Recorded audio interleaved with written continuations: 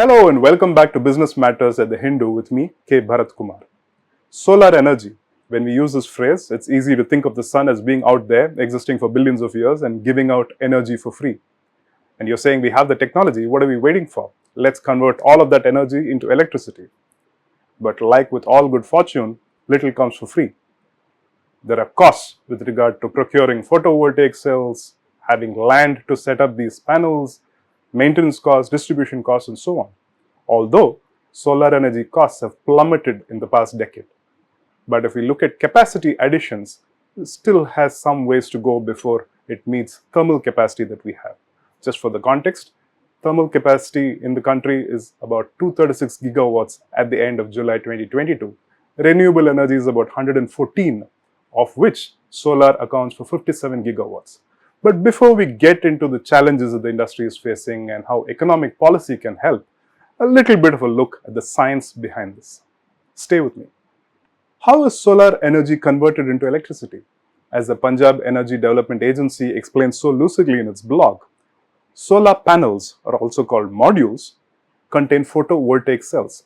Photo stands for sunlight and voltaic is equivalent to electricity, and hence the combination.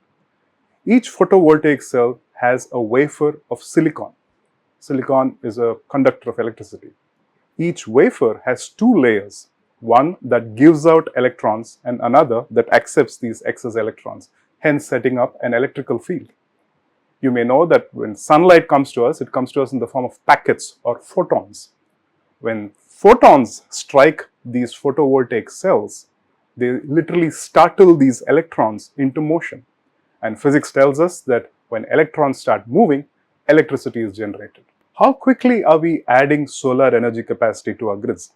After all, burning coal for power generation purposes adds to greenhouse gas emissions. And if we want to keep to our net zero emissions target for 2070, the sooner we move to renewable energy sources, the better for us. India added 8.4 gigawatts worth of solar energy capacity in the first half of this year, 2022. Reflects about a 70% growth from a year earlier. Analysts say that this is also due to some pent-up demand, delays that have been caused by the pandemic, and our ability to catch up now that things are returning to normal. Also to note that April 1st was when the basic customs duty levied by the government on imports kicked in order to encourage local manufacturing.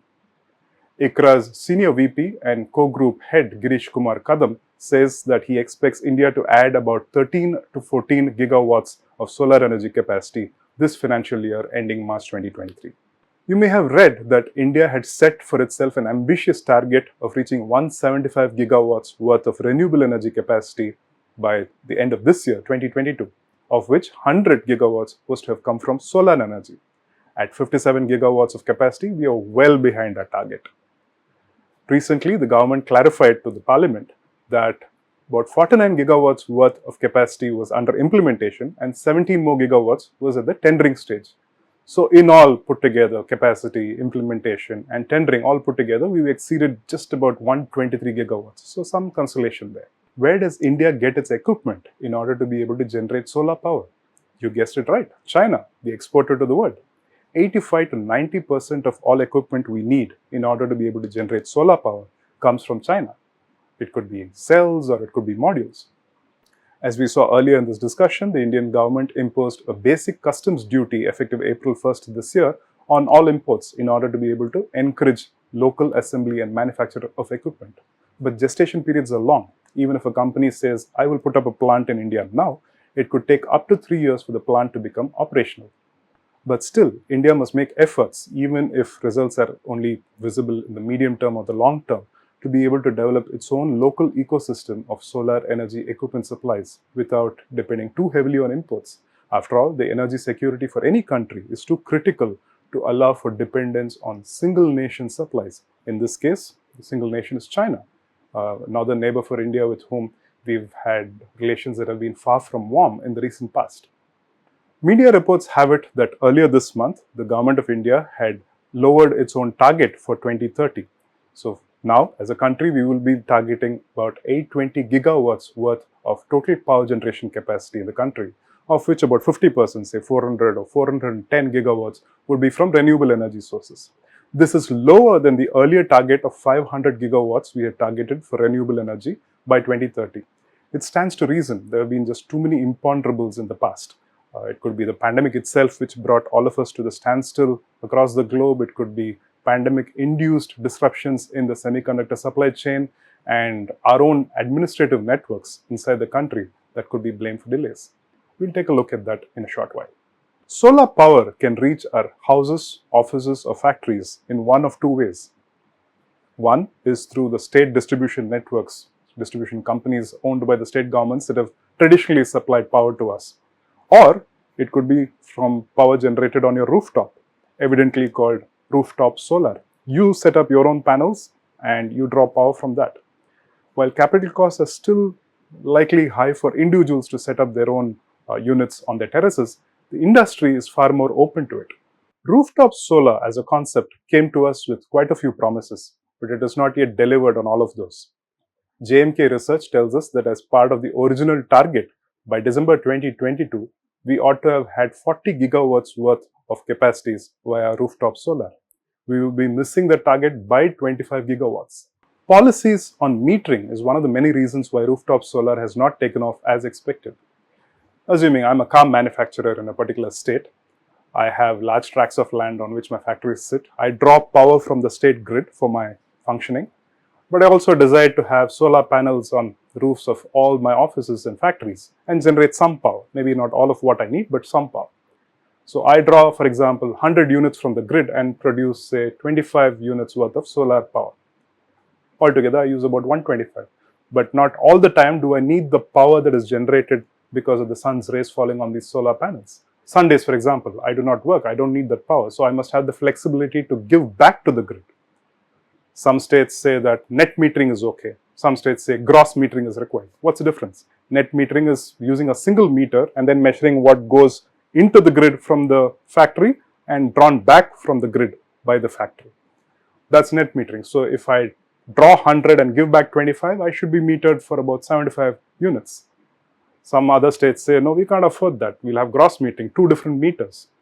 When the car manufacturer gives back to the grid, that comes at a lower cost. Whereas when he takes from the grid, it is at a higher tariff.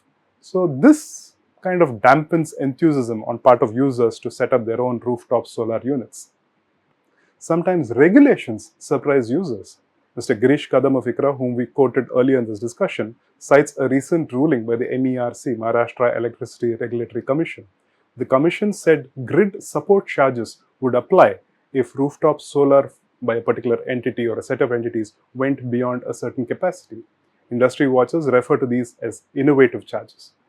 Here's a little bit of background to understand the environment in which we work.